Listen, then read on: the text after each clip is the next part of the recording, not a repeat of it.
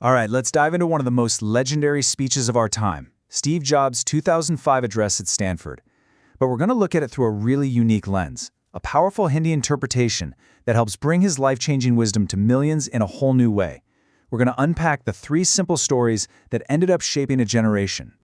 Right off the bat, the speech makes this incredible promise, and honestly, it's not an exaggeration. Jobs somehow managed to distill his entire philosophy on life into three simple, personal stories.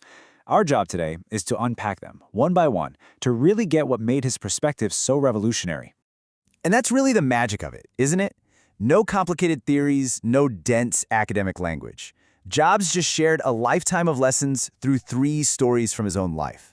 It's a masterclass in simplicity, and it's probably why this speech still hits so hard, no matter what language you hear it. Okay, so let's get right into that first story.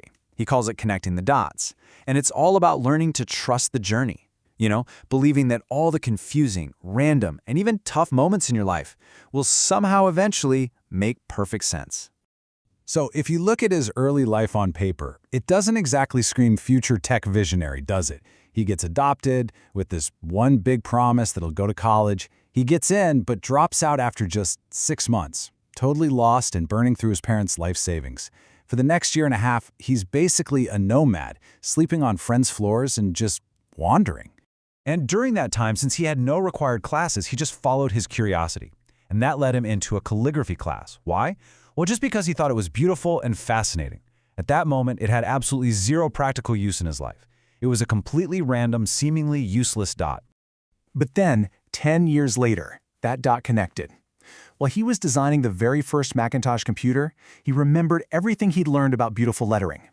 He built that knowledge right into the Mac, creating the first computer with gorgeous, proportionally spaced fonts. That useless class ended up revolutionizing personal computers forever. And that's the big takeaway, right there. You have to trust in something. Your gut, destiny, life, karma, whatever you want to call it, you just have to trust that the dots will connect down the road. Believing this is what gives you the confidence to follow your heart, even when it takes you way off the beaten path. Okay, now for the second story, love and loss. And this one's a bit heavier. It's about the brutal side of success, what it feels like to fail on a massive, public scale, and the power of starting over from scratch. First, let's just talk about the success. It was meteoric. In just 10 years, Steve Jobs and his buddy Wozniak took Apple from two guys in a garage to a massive $2 billion company with 4,000 employees. He was literally on top of the world. And then the unthinkable happened. He clashed with the CEO he himself had hired.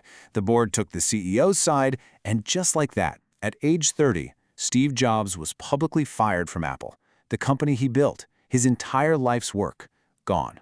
He said it was absolutely devastating. But this is where his perspective just completely flips. He later said that getting fired was the best thing that could have ever happened to him. Suddenly, the heavy weight of being successful was gone, and it was replaced by the lightness of being a beginner again, totally free to explore and create without all that pressure. And that freedom, it kicked off one of the most creative periods of his entire life. He started a company called NeXT, and another little company you might have heard of, Pixar, which created Toy Story, the world's first computer-animated movie. And an amazing twist of fate, Apple ended up buying NeXT, which brought Steve Jobs right back to the company that had kicked him out. And the lesson in all of that is so important. He said the only thing that got him through that public failure was that he truly loved what he did. It's a powerful message. Don't settle. Keep searching for the work you love, because that passion is the only thing that's going to keep you going when things get really, really tough. And that leads us to his final and maybe most profound story. It's about how remembering that you're going to die is the best tool there is for making the big choices in life. For 33 years, think about that. Every single morning, Jobs looked in the mirror and asked himself this question.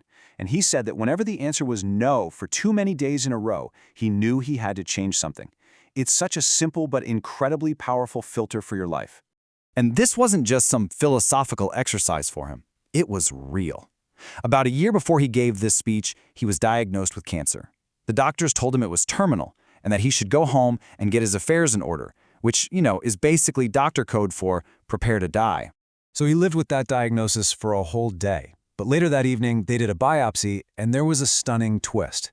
It turned out to be an extremely rare form of pancreatic cancer that was actually curable with surgery. He had the operation and he survived. But coming that close to death, it changed him forever. And this is what he learned. Your time is limited, so don't waste it living someone else's life. Don't get trapped by dogma, which he defined as living with the results of other people's thinking.